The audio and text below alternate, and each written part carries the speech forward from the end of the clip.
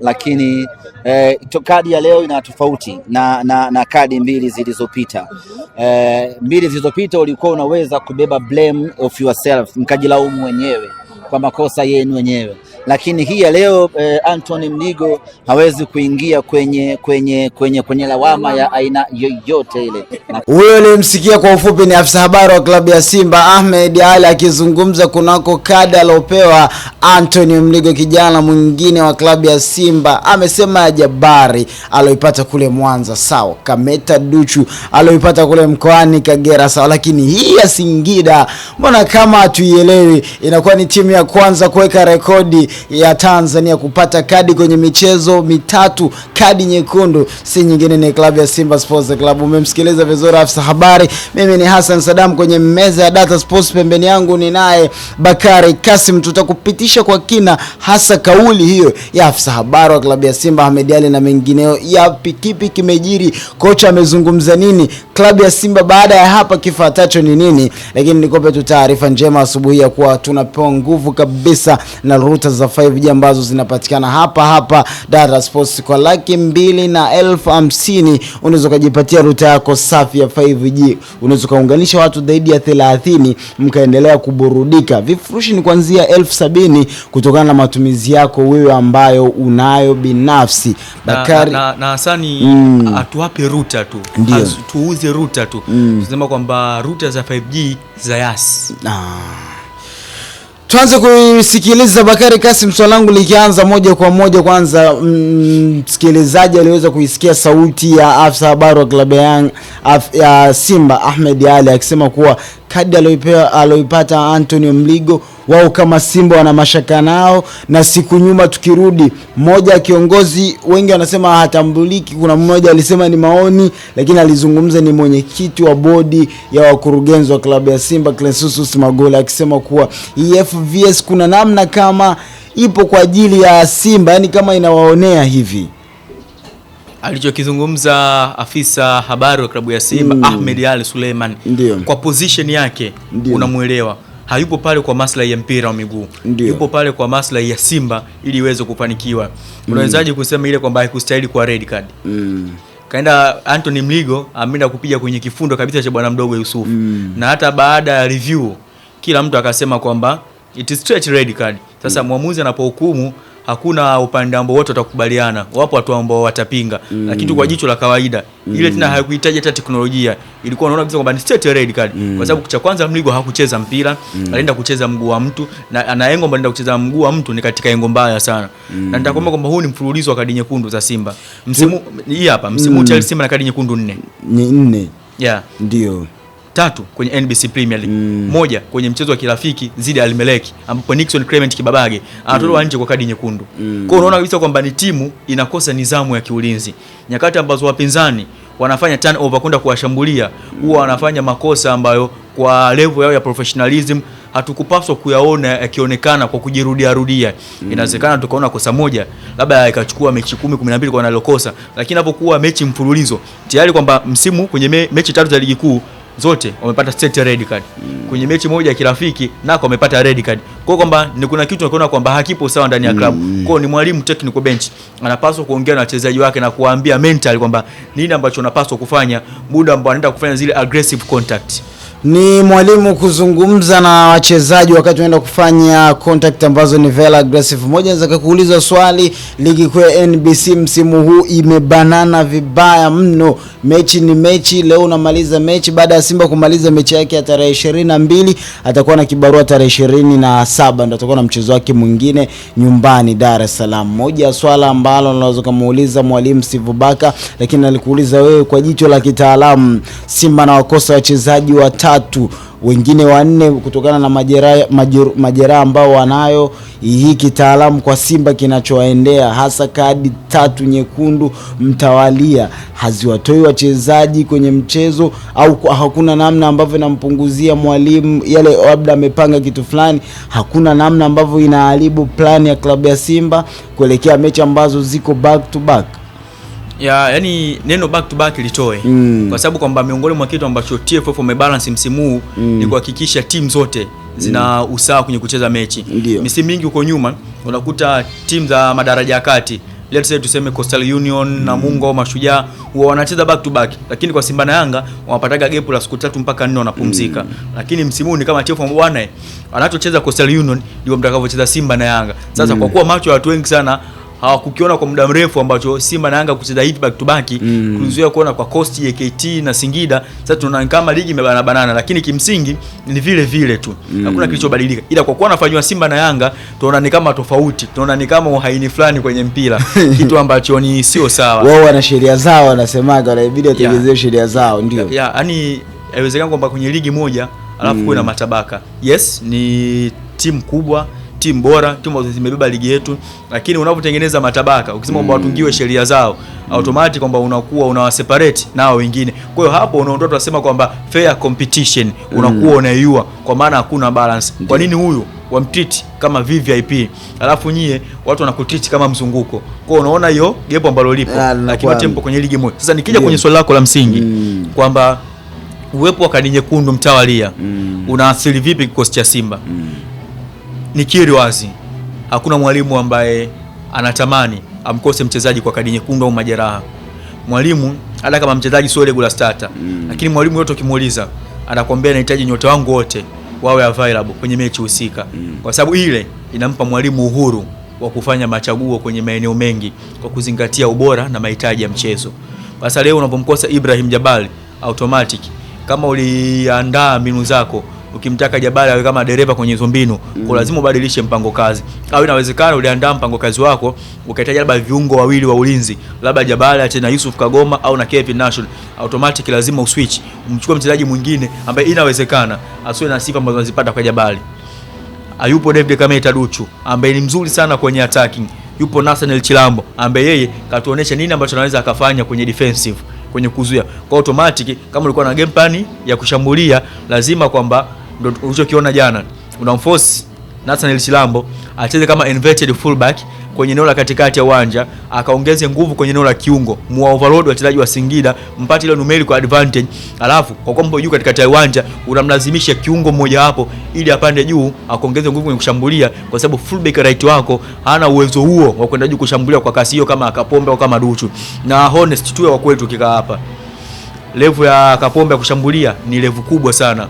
Duchu anakupa bora huo, anapiga cross na zile cutting pass toka akiwa Lipuli, toka akiwa Geita Gold, amekuwa na ubora huo. Lakini kwa Nathaniel Chilambo, miongoni mwa sehemu inamtofautisha na wengine ni kuwa aggressive. Ni mchezaji ambaye ana game understanding nzuri sana kwenye eneo la kuzuia, anakupa huo bora. Ingawa pia sio mbaya sana kwenye kushambulia, anaweza akakupa hata hiyo 60% mpaka 55, anakupa ubora. Kwa mwalimu yeyote ukimuuliza kwamba atakwambia naathirika vikubwa sana, kwa sababu kuwakosa wachezaji wako mtawalia tena kwenye ligi ambayo ina mechi nyingi sana, unahitaji kwa muda kufanya rotation ili kutoa overload wachezaji mechi, baadaye wakakuma kitu kinachoitwa fatigue ambacho kinawezekana kikapoteza concentration na focus yao uwanjani. Kwa mwalimu wote ukimuuliza kwamba hili ni pigo. Kwa kama nilivyosema hapo mwanzo, benchi la Simba linapaswa kuongea psychological na wachezaji wao namna gani ya kuendea matukio ya hatari kabla ya. Nitakukumbusha tuliona barani Ulaya na tuliona kwa wachezaji wengi sana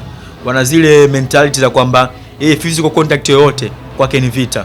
Tunaona wakina Diego Costa, wakina General Gattuso, wakina Alessandro Nesta, wakina Paolo Maldini, lakini walimu walikuwa na zile tunasema kwamba vikao vya kati ya yeye na player. Zena anamuelekeza kwamba hapa inabidi ufanye hivi, usireact hivi, kwa sababu kwamba anamcontrol emotional kwamba inawezekana ukafanya ikawa ni faida kwa dakika ile kwamba tunaenda kufungwa, lakini ukaenda kuikost timu kwa dakika 45 kucheza pungufu. Ndio kuna kipindi Jose Mourinho alikuwa analia sana na Mario Balotelli kwamba sitaki ufanye zile unnecessary action uwanjani, fanya vitu ambavyo vitakuwa na faida kwa timu kwenye huo muda na muda ujao. Kwa maana hatuangalii muda huu, tunaangalia leo. Leo ukipata kadi nyekundu utalazimisha timu icheze pungufu kwa dakika zote hizo salia, na pia timu itakukosa kwa michezo mingine miwili au mitatu inayofuata.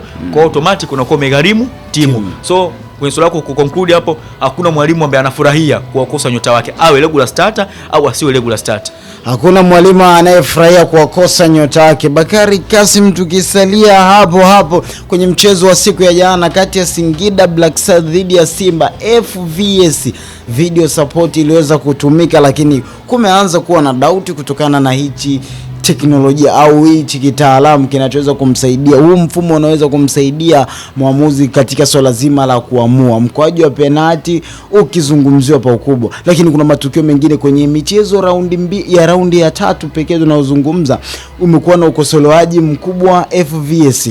Waswahili atuwaelewi au Watanzania atuwaelewi. Wakati haipo tulikuwa tunaililia, baada ya kuja tayari tumeanza kuikosoa. Tukianza na penalti iliyotoka kwenye mchezo wa jana ambao ilimpa Simba alama 3, unaweza kusema kwa sababu baada ya goli hilo hajafunga goli jingine tena. Kuna namna hii FVS haiendani au waamuzi bado wanashindwa namna ya kuitafsiri kiwanjani? Ya mi nimelielewa swali lako na nilishawahi kulizungumza pa mara kadhaa kwamba teknolojia ipo kumsaidia muamuzi, haipo kutoa maamuzi. Lazima watu waelewe. VAR, video assistant referee, pale nchini Uingereza kuna baadhi ya vilabu vilipiga mpaka kura kwamba wanaomba isitumike kwa sababu hawaoni faida yake. Hizi teknolojia zipo kwamba tunakupa muamuzi fursa ya kureview kile ambacho umekiamua, lakini maamuzi ya mwisho yanabaki kwako. Wewe ndio unaamua bwana, nilichokiamua ni sahihi au sio sahihi. Lakini kwamba teknolojia sababu ni TV tuna review, nani ambaye ana maamuzi? Ni muamuzi. Lakini kama waamuzi wetu watashindwa kuwajibika ipasavyo, hii teknolojia haitakuwa na msaada. Nilishaongea hapa kwenye meza ya uchambuzi ya Data Sports, nikatoa na mifano mingi, nikatoa mfano wa Japani na Spain, nikatoa mfano wa Arsenal walipoonewa, mfano wa Liverpool. Hapa nikiongea ni kama marudio tu. Sasa tukienda kwenye tukio la jana na kwa teknolojia tu sisi hapa football video support FVS, ile pia inamsaidia muamuzi, bwana Ali nenda ka review, alafu zeni tuambie maamuzi yako uthibitishe ni sahihi au sio sahihi. Lakini kwa mimi kwenye tukio la penalty la Ismail Toure sijui waamuzi wetu wapewe nini. Yaani inafika time unasema kwamba mtu unambeba lakini anashindwa kubebeka. Kwa maana waamuzi tulikuwa tunalia kwamba labda hawana hizo review. Leo imekuja teknolojia, unawasana uanda mpana wa kuangalia maamuzi ambayo umeyafanya ni sahihi au sio sahihi. Lakini bado muamuzi anakuja maamuzi yake anasema kwamba nilichokiamua ni hiki. Mpira siku zote, mpira wa miguu ni mchezo wa mgusano. Watu lazima mgusane, lazima mvane mwilini. Na ndio watu wanasema kwamba kuna soft foul na kuna zile kwamba hard foul. Kuna muda muamuzi kama muda anacheza foul alafu muamuzi ni kama tunasema kwamba anapeta fulani kwamba inuka, hiyo ni rahisi. Ya ukienda IPL wana sheria ukakamavu. Ndio maana ligi ambayo watu wanavana sana mwilini, lakini muamuzi anasema play football. Kwa sababu kwamba ile sio drafti. Ile lazima mgusane. Kuna kuanganiana jezi, kuna kupigana vikumbo, gombania juu mipira ya juu mnagombania. Sasa ukitazama tukio la jana ni Ismail Toure, ni mguso mdogo ambao kwangu mimi hapa ukiniambia haikupaswa kuwa penalty. Lakini licho mwamuzi kwenda kureview bado akaweka penalty. Na ndio maana jana kulikuwa na controversial, maana wakati Ismail Toure ameguswa kuna mwingine kama mpira ulimgusa mkononi. Kwa hiyo tunasema kwamba ile ni penalty kupitia mtu amemgusa mpira mkononi, ambao kimsingi ni kama mpira unaenda kufuata mkono. Au ni mguso kwamba Ismail Toure kazuia asicheze mpira. Lakini kwa mwamuzi kama Toure alizuia asicheze mpira, ambapo kimsingi mimi siwezi kukaa hapa nikasema kwamba nikaficha. Napendaga sana kuwa mwazi. Ile haikupaswa kuwa penalty. Ni mguso mwepesi na rahisi sana. Lakini kwa kuwa mwamuzi kaenda kujiridhisha mpaka kwenye teknolojia na akatoka akasema kwamba ile ni penalty, mimi nani neke hapa nibatilishe? Bakari, umeeleza swala la migusano kwenye eneo la 18, tunazungumza lile box la golikipa. Mguso gani ambao kwamba ukisema huu sasa ni direct penalty wala muamuzi hahitaji kusikia, na wewe ambapo umetafsiri kwamba mguso aloguswa labda Ismail Toure ulikuwa ni wa kawaida sana, labda kuna uzito au kuna kipimo ambacho unaweza kuguswa kusema kwamba huu ni wa kawaida haitakiwi, lakini ameguswa na mchezaji mwingine? Kuna ile kwamba umejidondosha kwenye penalty area, labda umeamua, labda umeingiza, umeitafuta contact wewe mwenyewe kwa mchezaji mwingine ukadondoka kwenye 18, wengi wanaita janja, lakini tayari umeguswa. Kuna miguso gani kwamba tukasema sasa huu kiutazama, labda hata msikilizaji anayekutazama Bakari Kasim, mtazamaji anayekutazama hawezi kuelewa, labda ukimfafanulia vizuri tu kwamba kuna miguso kwamba ukiguswa unaweza kusema hii ni direct penalty au huu ni mguso wa kawaida mno, hatuwezi kufanya kuwa penalty ile hali umeguswa. Yaani kwamba kama ungeenda specific ungesema kwamba ni mguso ambao una nguvu kiasi gani, au kwamba mtu akiguswa kwenye box mwamuzi anapaswa kufunika penalty au tuta. Sasa na kitu ambacho kwa bahati mbaya mpira hauna tukio specific. Kwa maana gani? Hatuwezi kusema kwamba huyu akiguswa tu mgongoni hiyo ni penalty, huyu akiguswa tumboni hiyo sio penalty. Hapana. Tunaitafsiri kuwa ni penalty kutokana na tukio ambalo limetokea. Na kila tukio linatokea kwa namna tofauti. Inawezekana mwingine kwamba wakati unagombania mpira mtu akaenda kufanya physical contact ambayo hakucheza mpira, akaucheza mguu wa mtu na kwa mwamuzi akatafsiri hayo na dhambi. Tulishuhudia mguso wa kawaida tu akiguswa Pacome Zouzoua na Musa Pinpin Kamara kwenye dabi ya Kariakoo. Kashacheza mpira, Musa akaenda kumgusa kwenye mwili kidogo na kwenye box na kwenye penalty kwenye boxi. Kitu cha kwanza kinachoangaliwa, umeenda kufanya physical contact, kipi umeanza kugusa, mpira au mwili wa mtu? Ndio kitu cha kwanza. Tukishajua kama hujagusa mpira, umegusa mwili wa mtu, huo mguso ulikuwa na nguvu gani mpaka mtu kumpeleka chini? Maana kuna muda wachezaji wanatumia kitu kinaitwa trick. Mtu kama anajitegesha ili akiguswa aende chini. Nitakukumbusha mechi ambayo alifungiwa Ahmed Arajiga, mechi ya Azam na Yanga, sare ya mabao 2-2. Anaguswa Bernard Morrison na Lusajo Mwekenda. Kimsingi Lusajo alianza kucheza mpira, akaenda kumgusa nani? Bernard Morrison. Lakini Morrison akaenda chini, lakini mwamuzi aliona yeye kwamba akuona mpira ambao umechezwa. Baada ya pale alifungiwa. Nitakukumbusha tumetoka kumaliza World Cup. Mohamed Salah mechi dhidi ya Argentina. Alikuwa na mpira, mtu kwanza anaenda kugusa mpira ndo akamgusa Mo Salah. Mwamuzi akasemeje? Sio penalty. Kama umeanza kucheza mpira kabla ya mtu, automatic lengo lako la kwanza limefanywa nini? Ni mpira. Lakini pia unapomgusa mtu pia tunaangalia, huo mguso una nguvu kiasi gani? Sometimes unaweza kumgusa mtu kweli, lakini ikawa ni mguso dhaifu, lakini mtu akajidondosha chini. Mwamuzi hapa anaangalia mwamuzi, hapo ndo tunaangalia kwamba ubora wa mwamuzi kwenye kungamua hayo matukio. Lakini kwa tukio la jana hata ukirejea ni mguso wa kawaida sana kwa Ismail Tule. Yaani hakuna ile mguso ambao unasema kwamba hii labda inastahili kwa penalty. Unajua kuna mguso ukiguswa hauhitaji kwenda kwenye teknolojia. Automatic mwamuzi anaweka pale na anashikilia msimamo wake. Lakini kwa jana kwamba mpira umekuja wa juu, ni kama Tule alididimia chini. Kwa ile kuguswa ni kama akaenda chini moja kwa moja. Kwa mwamuzi akatafsiri kwa nini ni penalty. Lakini ukiniuliza mimi, hata nikirejea ile tukio mara 70, bado sioni namna ambayo naweza nikalifunika lile kwa penalty. Lakini sasa kwa kuwa ni soka letu, kivyetu na tunajua nature na aina mpira wetu, na mwamuzi kwa kupitia teknolojia ameamua kustafsiri sheria 17. Kaamuru ni penalty na Simba wameconvert kwa goli, wameshinda. Na hata leo tukisema kwamba tu protest haiwezi kubadilika, tayari mechi ishaisha na mnyama kuondoka na alama 3 kibindoni. Lakini kwa maslahi mapana ya mpira, hatutarajii kuona tukio kama lile likiendelea kutokea kwenye mpira wetu. Sio kwa Simba, sio kwa Singida. Tunataka tusione kwa KMC Championship, tusione kwa Namungo, tusione kwa Yanga, Azam na mtu yoyote. Tunataka kwamba tuone sheria 17 za soka zinatafsiriwa kama ambavyo FIFA wameweka. Ndio. Sasa asante. Kuna swala moja nilisema nikikaa kwenye meza ya data sports ya uchambuzi nitakuja kulizungumza. Unajua kwamba mtu alikuwa anafanya vizuri, ni vema umpe maua yake mapema au vema uambie watu kila ambacho muhimu sana. Tusubiri afya ndio tuanze kumsifu kila ambacho anakifanya na sio kufa tu, tusisubiri achuje au atoke kwenye ule ubora wake. Nisema kwamba kama kipindi kile kichuya moto watu ni kama unamkalia kimya. Leo hii kiwango kimepungua au alipo kwenye level hiyo ya ubora, ndio anaanza kusema bwana yule jamaa alikuwa mtu tunatafsiri tule chakula kikiwa bado cha moto, tusubiri kipoe. Bwana wanasema kwamba La Liga wana Lamine Yamal. Ukienda kule Serie A wana Kenan Yildiz. Ukienda Ujerumani Bundesliga wana Michael Olise. Ukienda Uingereza pale utachagua either ni Bruno Fernandes au Florian Wizard. Sasa ukija kwenye ligi yetu NBC Premier League tuna Libase Gueye. Ni nyota ambaye ni kama msimu huu ameamua kujitambulisha vizuri zaidi na kuonesha kwamba kwa nini tajiri Mohamed Dewji Mo aliingilia kati dili muda ambao ni kama kilionekana kibunda kinakwama. Na huu ni miongoni mwa usajili ambao Mohamed mwenyewe aliuingilia kati na kuhakikisha Libase Gueye anatua kwenye jeshi la nyekundu na nyeupe. Msimu huu tayari mechi 3, assist 4. Kashapika mabao 4. Na ukitoa mchango wake wa mabao kupika, ile overall performance yake kiwanjani ni incredible. Yani unbelievable. Unasema kwamba kama kiendelea hivi inawezekana Simba msimu mafanikio yao makubwa huyu akawa ndo key player yao, kwa sababu mashambulizi mengi ya Simba yanaanzia kwenye mguu wa Libase Gueye. Kila muda ambao anapogusa mpira wapinzani mara nyingi wanakuwa kwenye hatari ya kwenda kufungwa. Kila muda ambao na kufuatilia kwa makini mchezaji ambaye kacheza madhambi mengi sana kwa upande wa Simba tutamta ni Libase Gwe kwa sababu ana kasi, dribble nzuri, ana end product nzuri, na kama ukimwachia mtawani hivyo na goalkeeper lazima atakufunga tu. Rejea goli ambao alifunga msimu uliopita zidi ya Singida Black Star.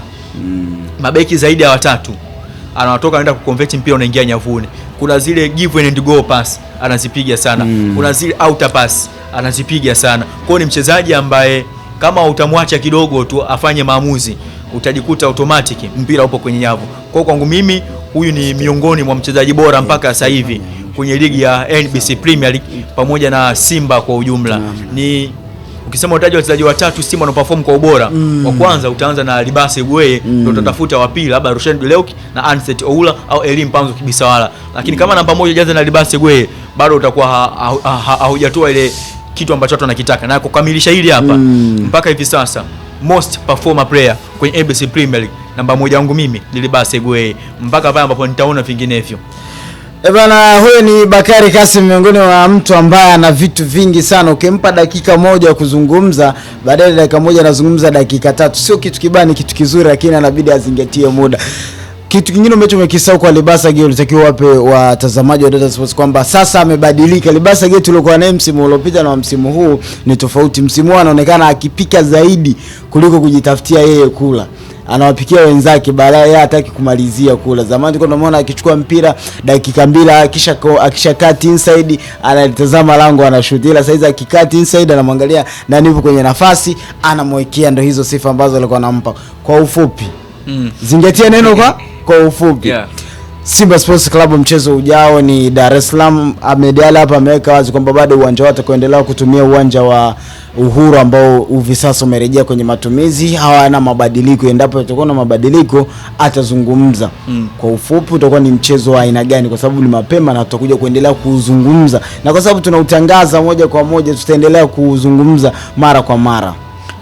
Kwa ufupi ni mchezo ambao Simba pia anahitaji alama 3. Kwa sababu kuna msimu ambao Simba ilikuwa na hapa naongea kwa ufupi tu. Msimu ambao Simba ilikuwa chini ya Robertinho Oliveira. Kama kumbukumbu zangu zitakuwa sahihi.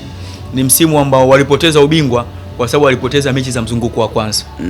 Kama unakumbuka kuna mechi ambazo walisale, alikuja yani mzunguko wa kwanza ndio mechi ambazo dondosha alama. Mzunguko wa pili akapata alama nyingi sana, ambapo kimehesabu walivyoenda kwamba wakagundua zile mechi za mwanzoni zilizowafanya Simba wakose ubingwa. Hawakupishana sana na Yanga. Kwa Simba anajua kabisa kwamba kuna msimu alisho kukosa ubingwa kwa sababu alipoteza mechi za mwanzoni. Na msimu huu hapa ili aendelee kuweka matumaini hai ya mbio za ubingwa, ni lazima uokote alama 3 kwenye mechi za mwanzoni mwa ligi, kule mwishoni unaenda kufunga biashara. Kwa Simba hakuna namna ambavyo atakwambia kwamba nataka nikapate sare au nifunge ule mchezo. No, mchezo ambao atakuwa nyumbani, kwa hiyo anahitaji alama 3 na utakuwa mchezo wake wa kwanza wa nyumbani kwenye msimu wa 2026 kwa 2027. Utakuwa mchezo mzuri. Kiufundi tutakuja kuzungumza hapa. Huyu ni Bakari Kasim ambaye amepewa dakika moja azungumze kwa ufupi, lakini amezungumza zaidi ya dakika nyingi sana. Lakini kikubwa alikuwa anakuelezea baada ya mnyama kumaliza katika dimba la Airtel Stadium Tipa, sasa safari anarejea nyumbani Dar es Salaam kwa ajili ya kuzitafuta alama 3 baada ya kuwa amecheza michezo mitatu